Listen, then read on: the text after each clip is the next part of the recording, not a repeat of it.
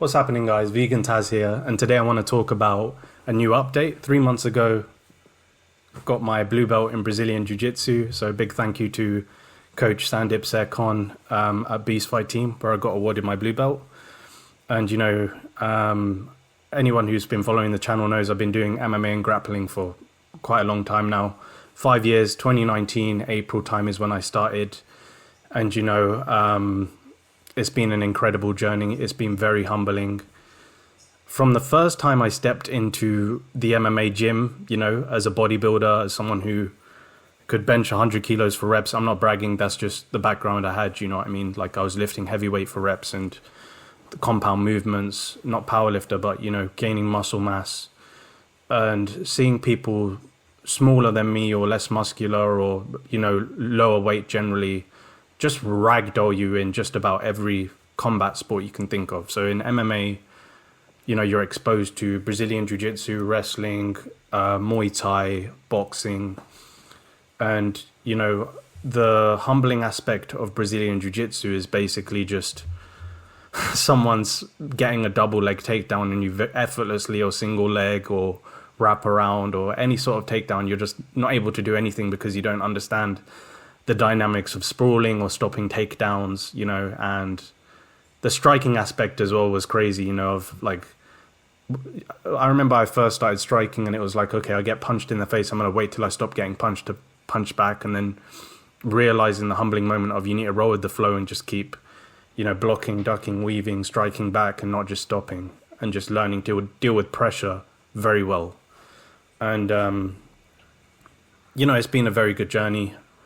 Been very humbling. I remember going into MMA with, a lot of personal sort of anger and frustration issues where I'd get angry about things probably too easily, and just generally being a bit of an angry person. But coming out the other end now, being much more grounded with my emotions, being more humble.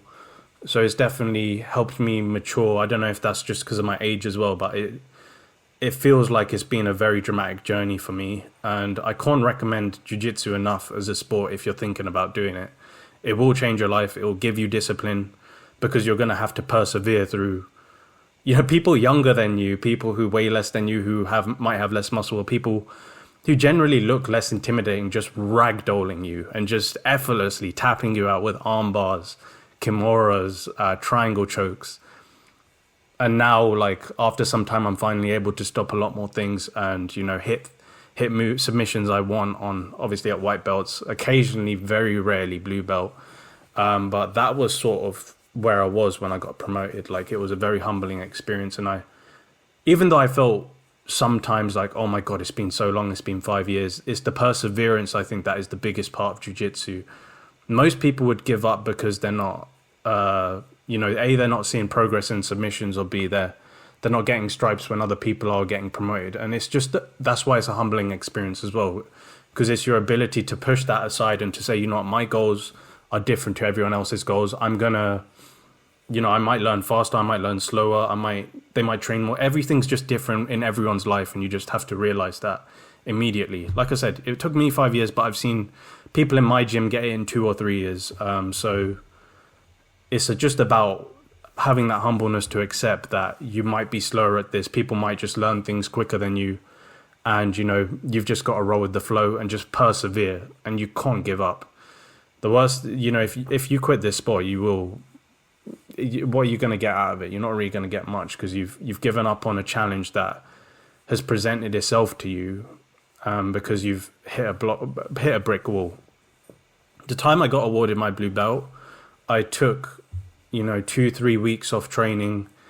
Due to personal reasons, I had torn my groin. I thought it was a hernia. I was in and out of A&E for quite some time. I had a car crash where my car was written off.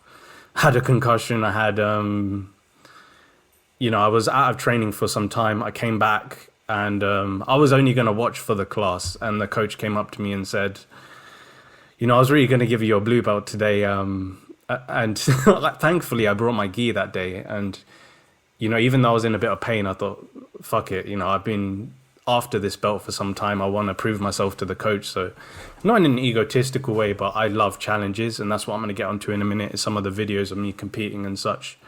But presented with the challenge, me versus a senior white belt, I got a mother's milk submission. He was very tough opponent. I'm not going to show that video because it's an in-gym video, which, you know, I don't want to share a video if people might not be comfortable with being in that video. Competition is obviously public, so I'm more than happy to share that. But I hit the mother's milk submission after 4 minutes 30, which is, you know, towards the end of the fight. So it was a very tough fight, and I got awarded my blue belt. And big thank you to everyone at Beast Fight team. It's been such an amazing journey. You know, it's been very humbling as well. And I just can't emphasize enough how incredible this sport is. How incredible, you know, jiu-jitsu gyms are if you find a good one like I have, thankfully. You know, some of them probably are bad. But everyone's just willing to learn off each other. You know, higher belts are willing to give you advice if you're not hitting a submission and you feel a bit frustrated. And you can always vent as well and talk to people about anything. It's just such an amazing environment. And it's just helped me improve my quality of life. I genuinely feel like a better person having entered this sport and coming out the other end, really, you know. And a big thank you to everyone who's been part of that process at Beast Fight Team Gym. I really appreciate that. But moving on to sort of what's helped me progress in jiu-jitsu. So obviously 5 years, a lot of people would probably just feel like they're not making progress, right, after 5 years of grappling. And for me, the thing that's kept me going the most is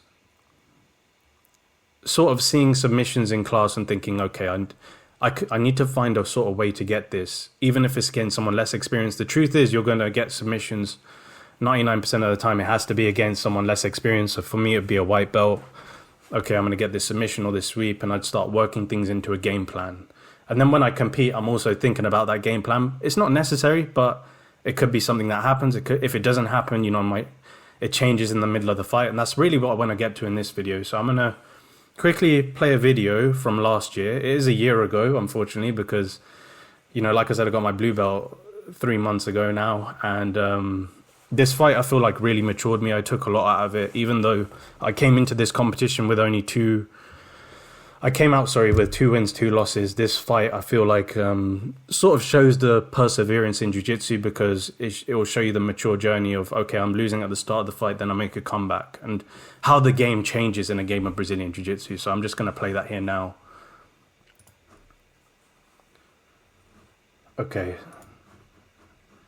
So me and this guy, like, he basically effortlessly does a throw on me, ends up on top. He didn't end up in mount. If he ended up in mount, that would have been a problem, a big problem. I would have had to find out a way to mount escape, which I can do, but it's much less successful. And thankfully, I managed to pull guard. I get maneuvered into the middle of the mat here because we wandered off. So I start off in a guard position again once we recenter, which is good. It's a good base for me to start on at least. At least I was able to pull guard once he swept me on the floor. He did get takedown points, of course, for that. So I keep one leg high. The reason why I keep my legs high as well is that I'm trying to get a high guard, which I want to invert into like a triangle choke. But he starts putting pressure, and once he puts pressure, he leaves a little gap where I just take his back. And I look for his lats. I look for a seatbelt grip here. Here, there is a lot of mistakes I'm making, such as, you know, I should be looking to get my hooks in, but my knees are just in at the moment. But I managed to get him on his side where I've taken his back. I haven't got both my hooks in. He's trapped one of them.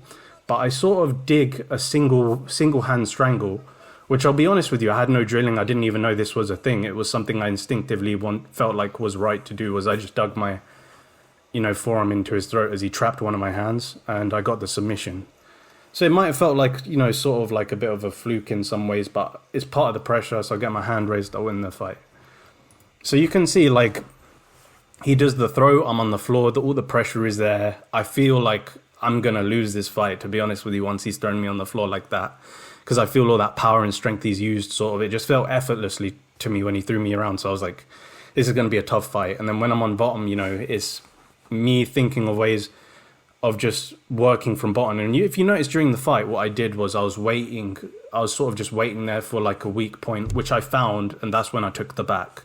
Because I was in a bad position. I was looking for high guard, looking for a triangle, but it was sort of there, was sort of as an option if it came. But then once he exposed an area, I just took the back. And I think that's a beautiful part of jiu-jitsu, is just the ability for a game to change just like that. You know, it looks bad. at the start, and then it just suddenly changes, which is just absolutely crazy about this sport.